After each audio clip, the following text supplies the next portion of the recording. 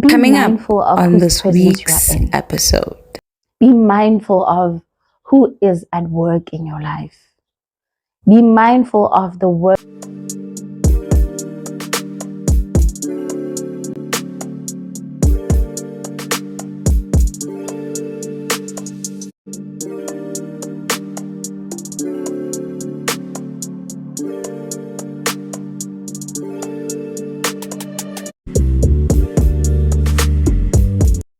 Hello everyone, and welcome to a brand new episode of the Sit Downs with Refiloe. And I am your girl, your host, Refiloe Raburifi.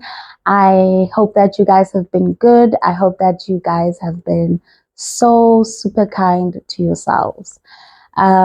Sitting down and doing solos have always been my thing, I love it and I enjoy it, but there's been that deep craving of intimate conversations with others, because I feel like when you are having a conversation with someone, the conversation becomes a bit controlled. Unlike when you are having a conversation by yourself, the conversation kind of gets all over the place, but as I'm still working on that, we shall continue gracefully so. And I hope that you guys will be patient with me, okay? And yeah, welcome to today's episode. Again, I say it. I hope you guys have missed me, because I have missed being in front of the camera already. And to my listeners on Spotify, to my listeners in YouTube, and the people who watch my podcast, thank you so much for the continued support. Thank you so much for subscribing, for liking, for sharing, and I really appreciate you guys. And thank you, man. I'm lost for words. I don't even know what to say or how to show my appreciation. But I am very grateful and I thank you guys so much. On this season, I told myself that I'm going to be as real, as raw as I possibly can. Not that I was not real on the other seasons, but I just want it to be known, or to be intentional with the fact that I don't have it all figured out. I'm still learning, I'm still trying to get my head around things, and I'm just trying to be consistent and be obedient in the mandate that God has given me and that He has placed before me. And also, I'm not very good with topics or subjects or coming up with titles for my podcast. So I hope that you guys will be with me. Our topic for today comes from the book of John. John chapter 8, verse 6. And before we get to verse 6, let's just get the context of what the scripture is about. So Jesus was teaching in the temple, and the Pharisees and the scribes brought before him an adulterous woman who was caught red-handed in sin. And when they brought her before Jesus, they started telling Jesus what the law of Moses says, and then later on asked or wanted to find out what Jesus' thoughts were regarding the woman. And this is where verse 6 comes in. I'm writing down, okay, because as I said, I want to be more intentional with the season. So I'm doing more research on my topics and how they align with God's word and all of that. And yeah, I hope that we can all be intentional with this season. So verse 6 says, "This they said, testing him, that they might have something of which to accuse him." The Jews have been bothered by Jesus' presence. Jesus has been minding his business, minding his father's business, being about his father's business and doing what his father told him to do. But the Jews were bothered by that because, again, he came and he disrupted everything that they thought they knew and even the law that they stand on. Because here's this man, he's healing people on the Sabbath, and they don't heal people on the Sabbath. People don't work on Sabbath. And here he is healing people on the Sabbath and, multiplying the breads, feeding the 5,000, healing people. And that in its own made them very uncomfortable with his presence. Okay. And they did not like it. So in a world or in a culture where they were governed by so many laws and so many rules, he was here and he did not pay attention, or he not disregarded, but he did not care so much about the rules because he was very mindful of who sent him, and he was very mindful of God. And that made them, like bad blood, if I can say. Like, there was this bad blood between them and Jesus that they had for no particular reason. And Jesus saying that he's the Son of God was like the nail on the coffin, because it's like, how dare you say you are the Son of God when we know your parents? I mean, you're Joseph's son, you're Mary's son, and your ancestors lived by these rules that you see as nothing. So how dare you? And that irritated them. That's why I'm saying the presence of Jesus kind of bothered them. I don't know much about what was happening, but I get the sense that they were like, who does he think he is?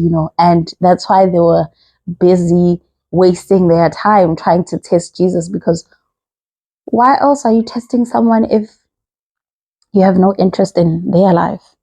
But yeah, our topic for today is mindfulness. And I don't know how we're going to make everything come together or work together or make sense, but please bear with me. So this is what mindfulness means. The basic human ability to fully be present, aware of where we are and what we're doing, and not overly reactive or overwhelmed by what's going on around us. And being mindful of God means remembering Him, keeping Him in mind, what He requires from us, to think about God and who He is, and to do so even when we are being treated wrongly or unjust. So sometimes there are things being said about you, things being done to provoke you, to get a reaction from you. And because we like to respond, we're like, I'm not the one, not me. Like, if you want to go low, I can go lower. Okay. Like, if you want to play dirty, I can get in the mud. We sometimes have that kind of approach and attitude towards rumors being said about us, towards people provoking us. We want to prove a point that not me. Okay, I'm not the one, and we know the word that we say before. I'm not the one, and we're not gonna say that because we're Jesus girlies. Okay, please, please. And I feel like when some of those things happen to you, they often happen to test you. And when you react the way that they wanted you to react, then you run the risk of moving outside of God's presence. So I feel like when you're being tested, and you can sense and you know that you're being tested intentionally, so, and the rumors or the stories were fabricated by people that you may even know, and you're like, I know who is doing this to me, and you have all the capabilities to respond. I want you to remember that you have a lot to lose. Just keep that in the back of your mind before you respond. You know, when people think they know you, and they know where you come from, they know your past, they know all your dirty secrets, and they know how you've lived your life before. There's that level of standard. There's that standard that they set for you, and should you do better than what they thought you would do or how they thought you would do, then how dare you?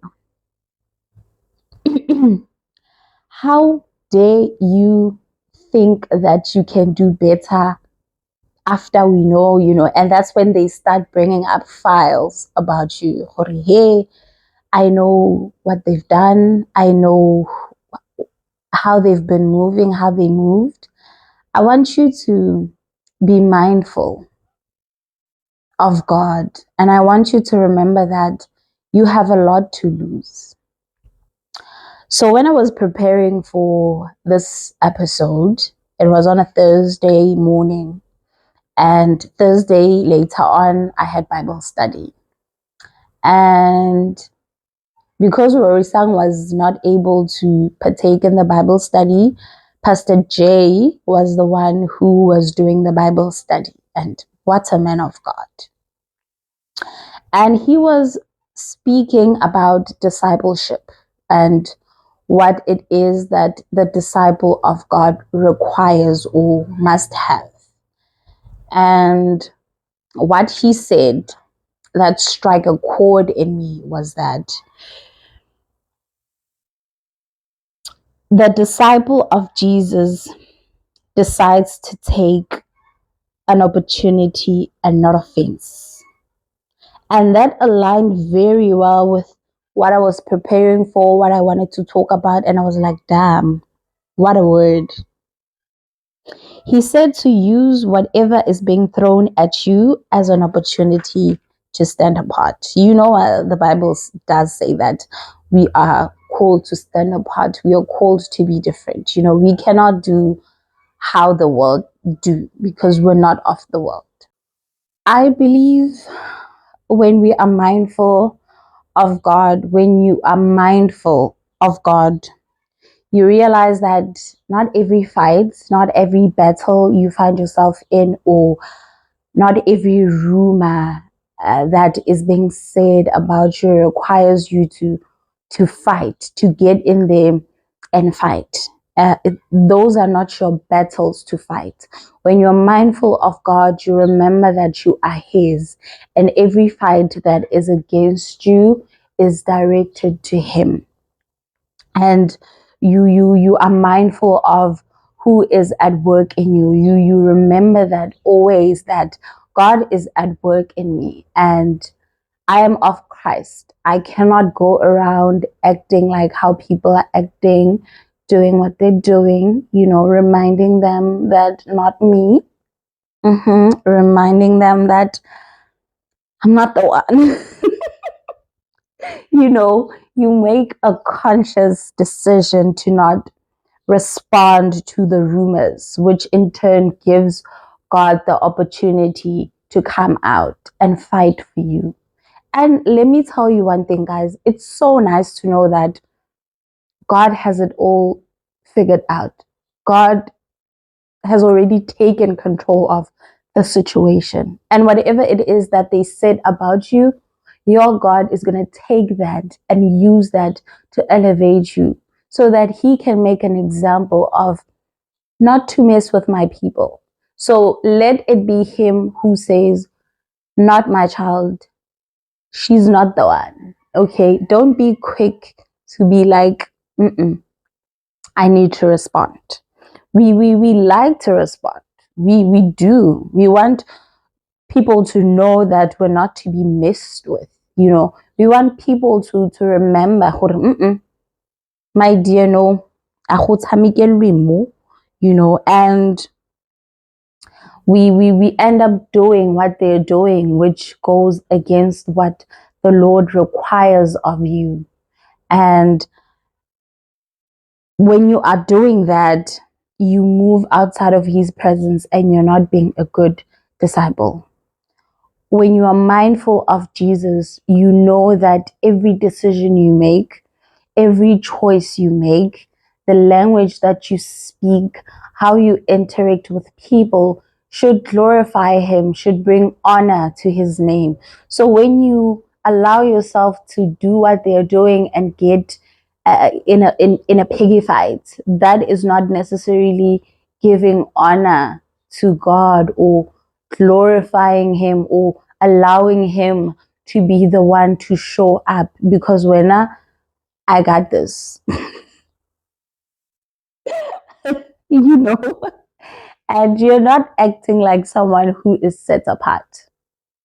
So, as Pastor Jay said, be a good disciple and remember that, or make a decision to take an opportunity and not offense. And stop trying to prove a point. Like, you don't have to prove a point literally. Stop trying to prove a point. And I know that you may have a lot to say, and you know deep down inside that when if should you speak, then them is 0, you is 10, 10 10 0, ref 10, so and so 0. We know that. We know you can speak. We know. We know you've got tactics. We know you're good with words, but be mindful of whose presence you are in. Be mindful of who is at work in your life. Be mindful of the work that God has done in your life and what he will continue to do in your life. And I don't care if what they are saying is true or not. There is no need for you to respond. There is absolutely no need for you to respond. Should you do like how they do, then you are literally intentionally moving yourself out of God's presence for something that was not even worth your energy or your time. I know people on social media are bullies, and you feel like this and that. Just because people are responding doesn't mean you need to respond. You are a Jesus girl. Be a Jesus girl. Be intentional with your walk in him. And know that everything that you do should bring honor to him. And if you are busy going around correcting the rumors, doing this and that, that is not you giving honor to who God is and being mindful of how big he is in your life and the role that he plays. So I want you to be very intentional with that. I want you to be intentional with saying, I'm not going to respond. I don't care what they have said. I don't care if it's damaging or not. If there is another way, a proper way to do it without looking like them or doing what they're doing, and consult God first. Be like, is this the right route for me to take? And if it's not bringing any dishonor to his name, then trust me, he will make sure that whatever it is goes through. So stop responding. You just just be quiet, okay? Like be quiet. Remember that you have a lot to lose. Remember that your life is so much more. You cannot lose everything that God has already done in your life or run the risk of moving outside of his presence because when you wanted to prove a point. Just shush. We know you're not the one. Just shush. Period. Okay? Like there's no need. And I just want you to live a life where you're very mindful of who God is and what he's saying about how your character should look like, how your character should be. We should have Christ-like mind. They tried him, but he maintained his posture. He was a gentleman. Not me saying, not me saying the Lord was a gentleman, but it is even said that let your gentleness and love show all around and for people to know that the Lord is at hand. I don't know, I'll get it and probably I'll put it down below. But your character should represent that of God. For us to see that this is a woman or this is a man of God. You cannot go around entertaining everything that is being said about you. And if you are out there trying to clear the rumors, that means you care more about how people look at you, what people think about you, than what God thinks about you. Because here you are doing what He said to not do because you're trying to clear your name. Don't do that. Do not do that. Okay, just zip your mouth. Just shut up and block the noise. Be very mindful about that space. Protect your space at all costs. Protect your space. Protect your energy. Remember whose you are and whose presence you are in. And if you're mindful of God, you know that there's no point in your life or in your day where you are not outside of His presence, because He's always with you and He's at work with you. He's at work in you. So please, let's not do what disciples don't do. Okay. After that Bible study, I was like, shoo. Please, guys, do check out Professor Tanegi. So on Thursdays, she has Bible studies, and that will really change your walk and your journey with God. And that is what I want for you. That's why I'm plugging you guys in. But also bring your friend so that they can listen to the podcast, watch the podcast. You guys need to watch the podcast together. Listen to the podcast on Spotify if you can. Like, don't neglect Spotify because of YouTube. Okay, that is where we started, and respect your humble beginnings. Okay, we are there. But as I said, guys, let us remember to be mindful of God. Let us remember and have it in the back of our mind, who's at work in us, and not do what the world does, because we are not of the world, but we are of God. Let's do what God does. He literally brings scripture. Okay, should you come with something and be like, this is what the law of Moses is saying, God is saying, this is what my father is saying. So that's basically how you should, confront things. People are talking about you, fine. Let them talk. True or not, it's fine. It's my past anyway. Don't allow anyone to use your past to get to you. And don't feel the need to justify or come here and want to rectify and be like, oh no, it was because of this and this. Shut it. Don't explain anything. Don't engage, basically. And that's all I wish for you guys. I wish for you guys to have peace. Okay, I want us to have the peace of God, and that happens when we decide to intentionally block the outside noise. Because the devil doesn't. There's a part in the book that I wrote that the devil doesn't need to destroy you when he can distract you. Sorry. Literally mind blowing. So the devil doesn't need to destroy you when he can distract you. I love you guys so much, and I will see you on the other episode of the Sit Downs with Refiloe. Before I go though, let me just share this with you guys, because I cannot. Okay, if I don't share it, then I'm probably gonna cry about it, and I'm gonna give the devil credit. And please, he's the father of lies. Jesus said it. So before I recorded this episode, I was recording, okay, and then girl is flowing, all is good, and then I pressed stop to check my podcast and to hear how I did. And to my surprise, I was using the other microphone and girl decided to go flat on me. The battery died. And I had a video with no sound. Literally for 23 minutes, I was talking. Yap, yap, yap, yap, yap. There was no sound. There was no sound. And yeah,